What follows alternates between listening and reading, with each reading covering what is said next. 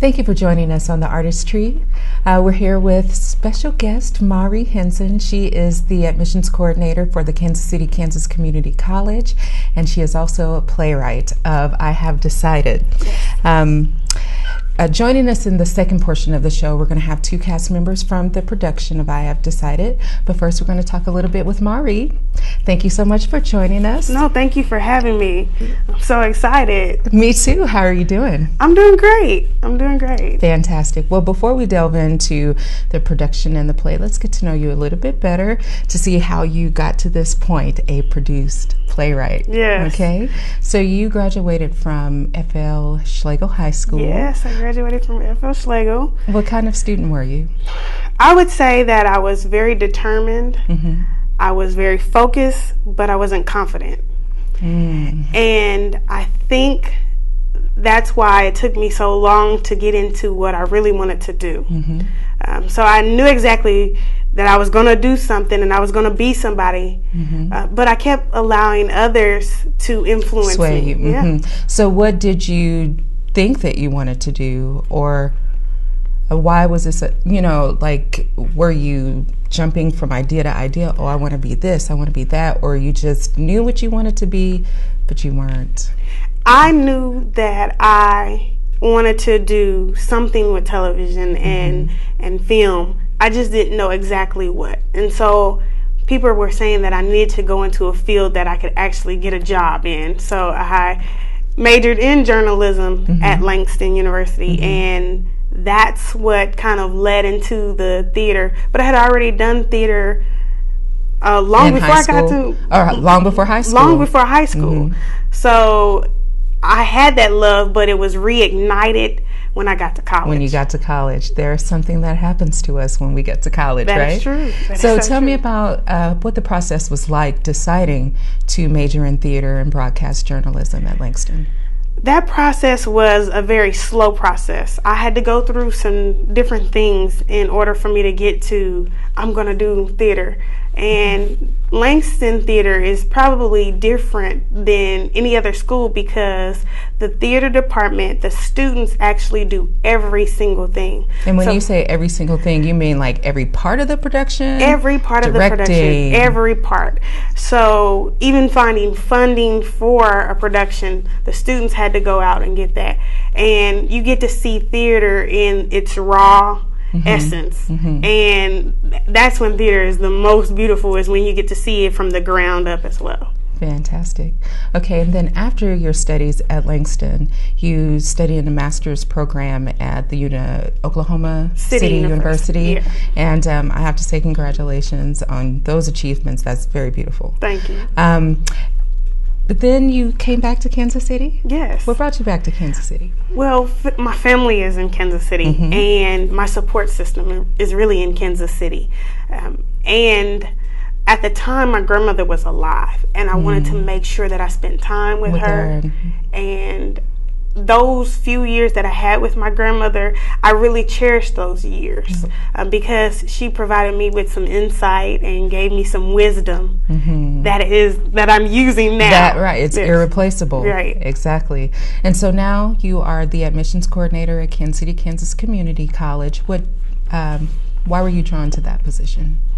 Well, it allowed me to still do what I love, which is acting. I have to get up in front of people every single day and tell them the benefits of coming to school here. I have to sell the school. And an actress's job is to sell whatever role she's in. So I get to do what I love every single day. And assist others with obtaining their educational goals. Right. Excellent. Okay, so not only are you the admissions coordinator at KCKCC, but you are an artist. You've written a play. Yes. So why did you write this play?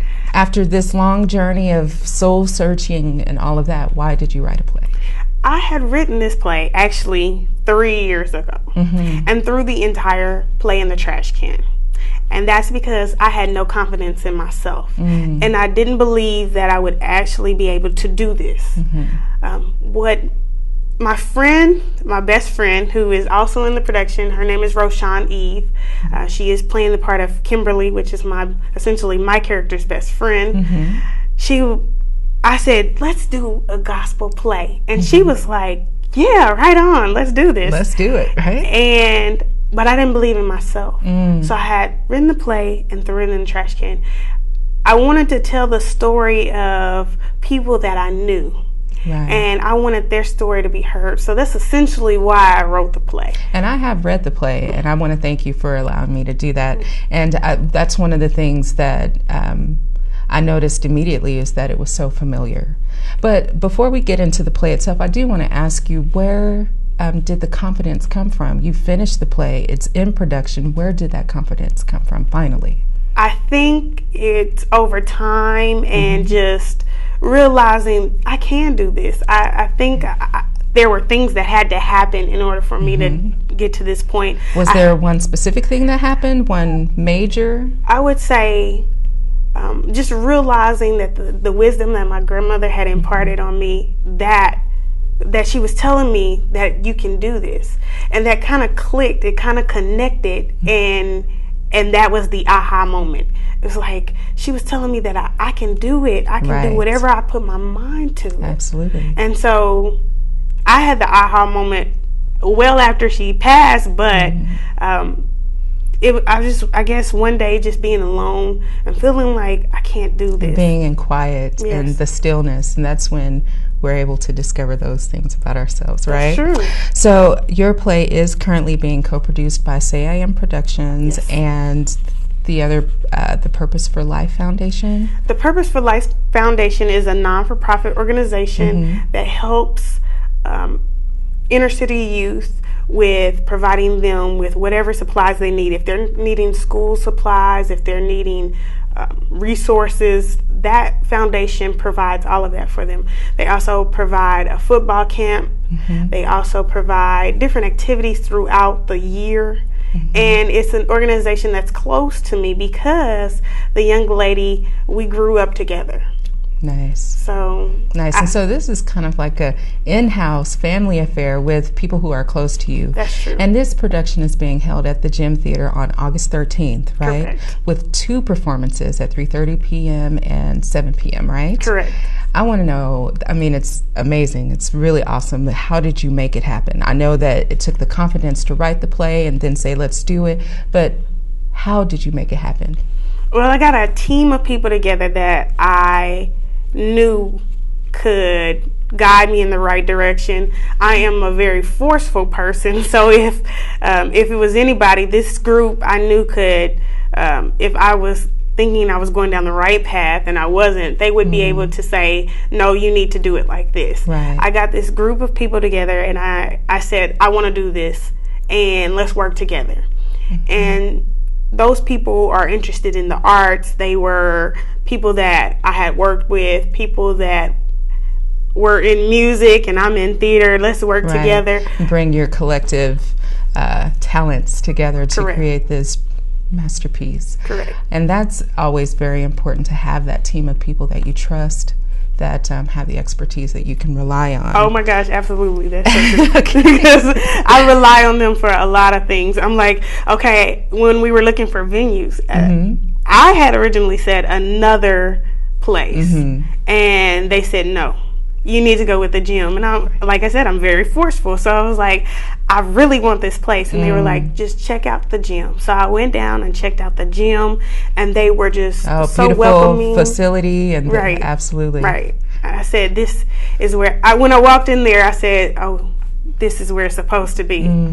So you walked in and it called my name. Nice. It said, this is where I have decided it's supposed to be. Nice. So. Well, that's pretty amazing stuff. Okay, so I Have Decided is the name of the play. What significance does that title have? The original title of the play was I Have Decided to Make a Change. And my mother said, you've got to make it more ambiguous. You've got to have people asking you, well, what is I've decided what is decided? Right, what's the decision, rather?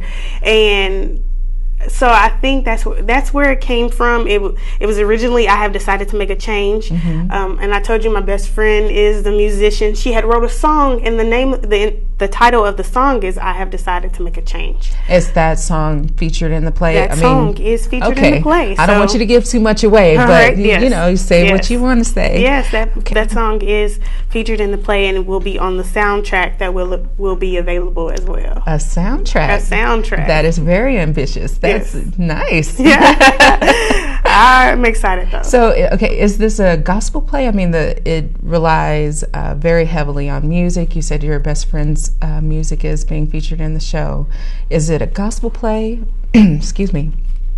Or is it just like a play where the characters sing here and there, or is it a musical? It's a mixture of everything. Mm-hmm. It's a melting pot of everything. I've got gospel music in there. We've got some soul music in there. I wouldn't say it's one particular genre. It is it's a combined thing, and I think that kind of just tells a little bit about who I am. Excuse me. So, Tyler Perry has been very successful in the arena of the gospel play or the drama with music. Has his work influenced yours at all? I would say no. Mm-hmm. I really think that he is a talented man, and I support him in whatever he does. Like Absolutely. when he brings productions to Kansas City, I go out and support. When he has a movie, I go out and see it. I feel the same way. I want to support, but I don't believe he has influenced my work.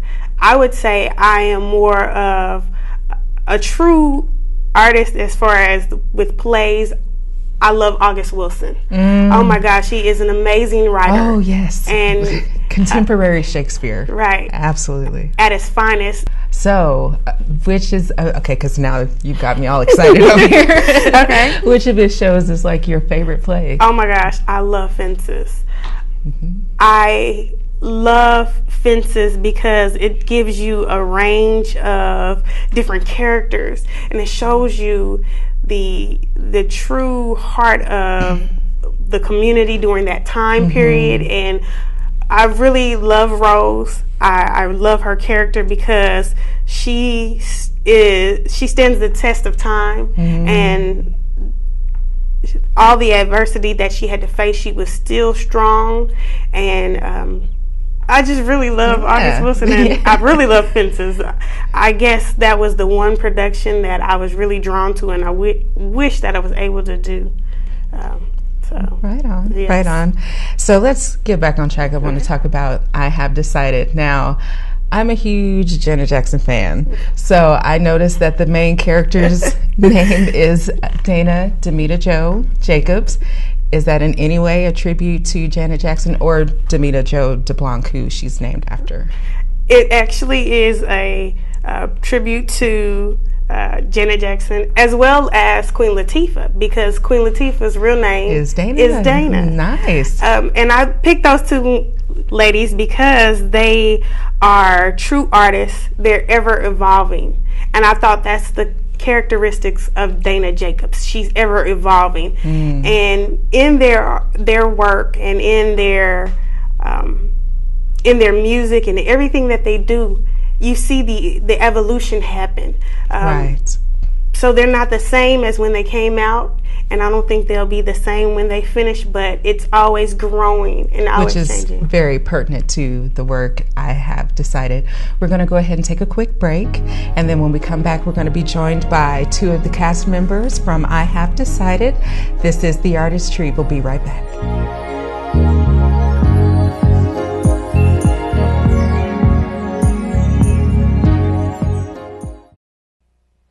Did you know that the average Social Security benefit is only $780 a month? I didn't know that. Did you know that most people will spend 20 years in retirement? I didn't know that.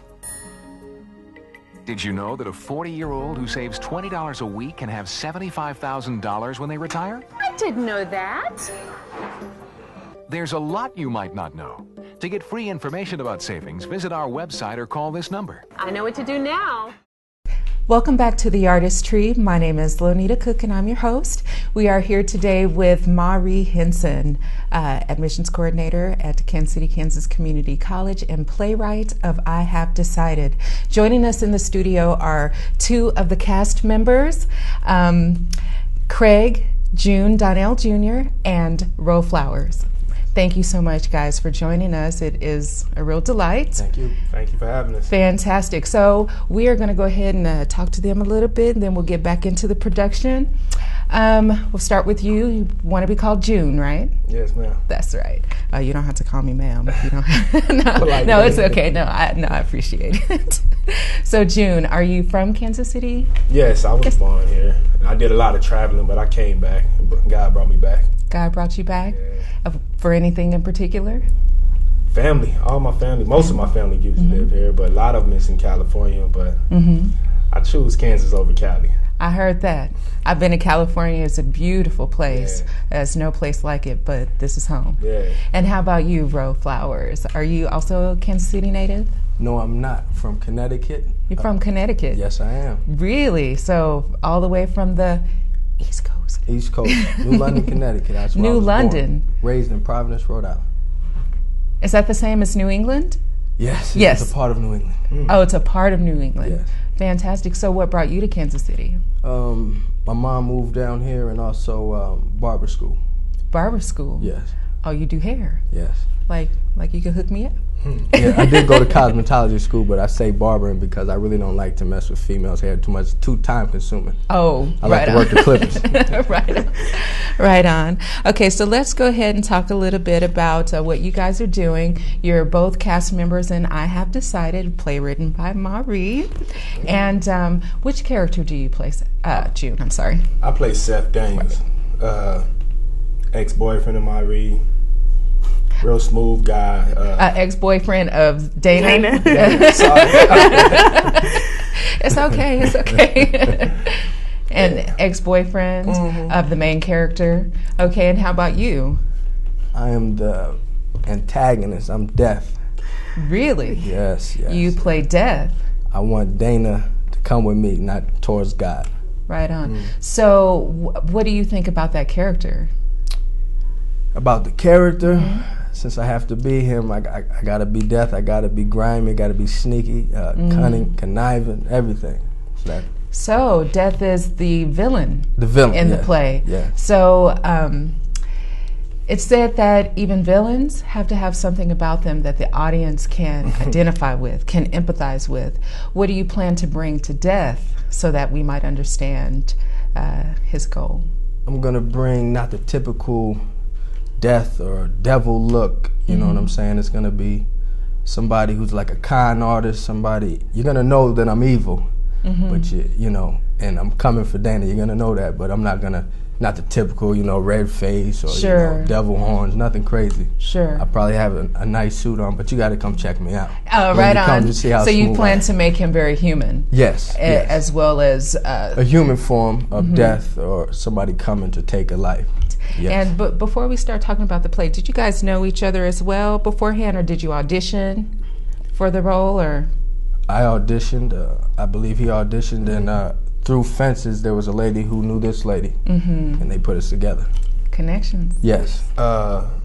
Some lady actually found me on Facebook and told Ma Reed that I would be good for this part. So I came. I think I made Ma Reed cry or something. No, he wished. He wished. It's my first acting.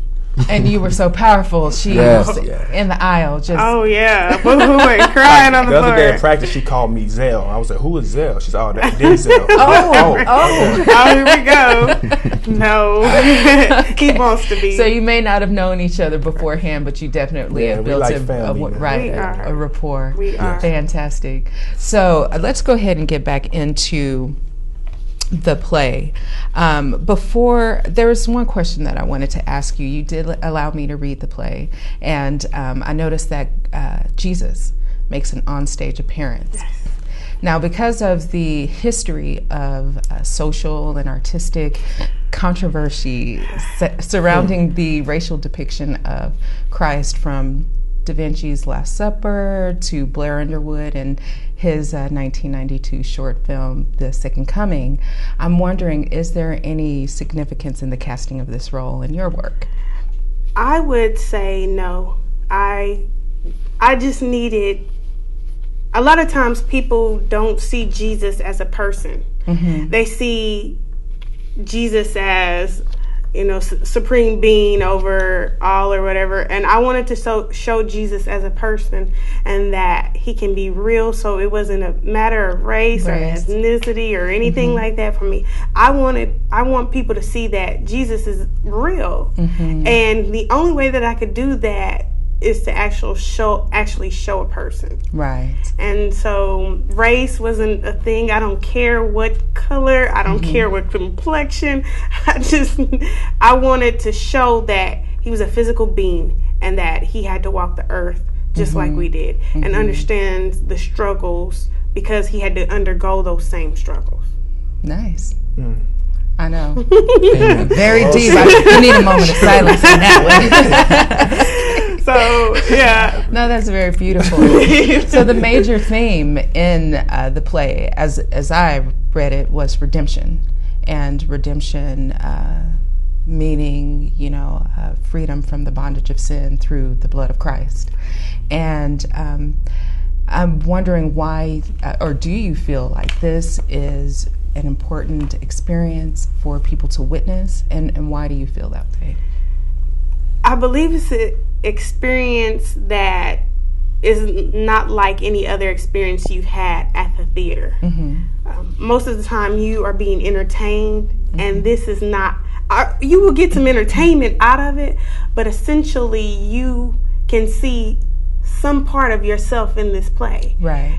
And everybody has a connection to somebody, whether it's death. And death starts off, and you see this nice looking gentleman, and he's just standing around, you know. Whether it's Seth, who is longing for his mate, whether it's Dana, who's trying to find what path to go down, you will essentially feel a connection. And ultimately, like I said, I want you to see Jesus. I want you to see God. I want you to see that that you can obtain a relationship with God through His Son. So, and I'm going to go ahead and let one of you answer this. One of the minor themes of the play, as I saw it, was determinism, the idea of having fate. Destiny. Talk about what it means to have a destiny and what a person should do to ensure that they fulfill theirs. All right, to fulfill your destiny in this play. Okay, in this play. No, I mean, I just mean in general. In general? Yeah. Destiny in life in general. To fulfill, you got to be determined. But I'm gonna refer to this play. Dana's, not to give too much away, but Dana's a young girl reaches a grown woman. In every life, it got to take its course. So Dana's young, going to church, going with her parents, not knowing what she's doing, probably playing with the kids in the pews. Right. Not knowing her destiny yet. As she reaches a teen, she starts to figure out what she likes. She might like to dance. She might like to sing. She's going to choose one of those, the one that she's good at. She might choose to dance.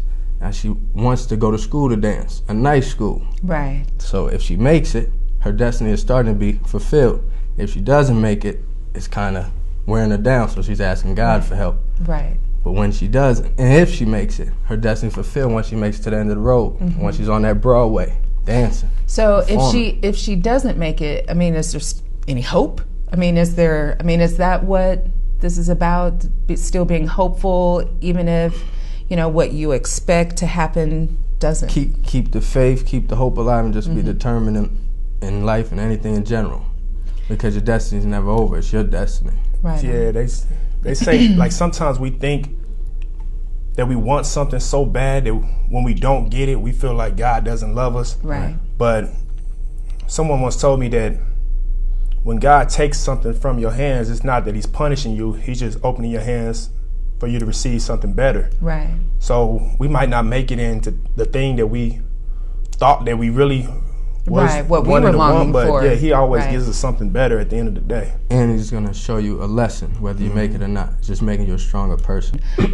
This play relies, you know, heavily on Christian themes, traditions, beliefs. Do you feel like someone who is not a Christian, would non-Christians also have a connection with the play? It's funny because me and Ro was actually talking about that outside. We Just talking. we just talked about that. Yeah, Ro, you answer that. You spoke on All right, now on this one, myself, I'm a Christian, but I'm not too fluent with the Bible. So every time I get around, my read's really fluent with the Bible. We'll talk about that. And But when you say fluent with the Bible, you be able Can to quote scriptures. memorize Yeah. scripture. I couldn't tell you all the people's names in it. You know what I'm saying? I kind of strayed away when I got older, but I go to church now and then. So for me, I would be in that category as, I'm not the top Christian Right. in the sense of going to church and all that, but I do know Jesus and God. So to people who really don't like going to church or think when you go there you get judged, they will love this play because it's about anything that happens in anybody's life, whether you're Muslim, any nationality, you know what I'm saying, any Right. religion, I should say.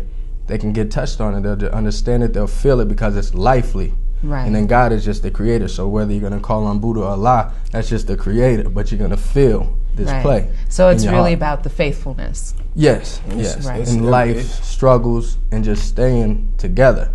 You know what I'm saying? That's what it's all about. Like the team, the cast members are so loving. I think I was the last one to join this team, and they just opened up and just showed me so much love. Like him and another brother, Chris Benson. They both taught me so much in so little time. And they've been actors in the past, and they took you under their wing. Easy, like Easy. It was just Nice. like brotherly love. So, yeah. Yeah, well, that's beautiful. I'm, very happy that you guys are doing this production.